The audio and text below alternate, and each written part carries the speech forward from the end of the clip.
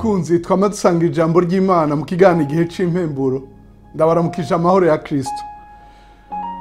Ijambo dusanga ari mu gitabo ca Esther igice c'icenda umurongo wa 17 gushika kuri 19.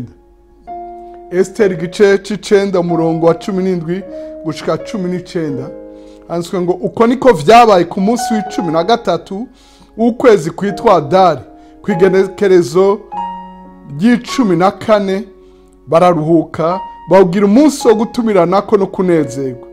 Ariko abayuda bari Shushani bakoranira hamwe kwigenekerezo ry'icumi na gatatu no ku ry'icumi na kane nyene, maze ku ry'icumi na gatanu ryako bararuhuka bawugira umunsi wo gutumiranako no kunezerwa.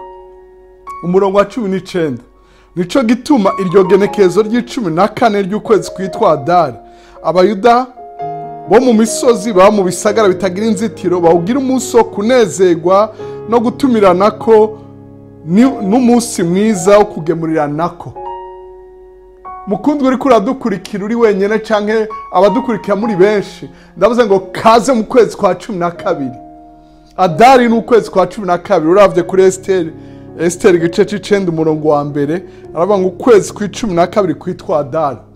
Ndavuze ngo kaze mu kwezi kwa 12, ukwezi ko guhimbagwa cyane mu vyawe no mu bawe, gutumiranako, kugemuriranira, guhimbagwa mbere no kuruhuka ivyakugwanya vyose, ivyarondera kukugirira nabi vyose. Ndakwifurije ukwezi kwiza, uhimbagwe, unezerwe, utumire, utumigwe, uronke ingabire, baguhe ingabire. Imana ishimwe cyane, uheze umwaka neza, uhimbawe, unezerewe, mbere uruhutse ivyakugwanije muri uyu mwaka wose n'ivyakugwanije mu myaka yose iheze. Uragahezagirwa wowe n'abawe no mu vyawe. Urakoze kudutega yombi.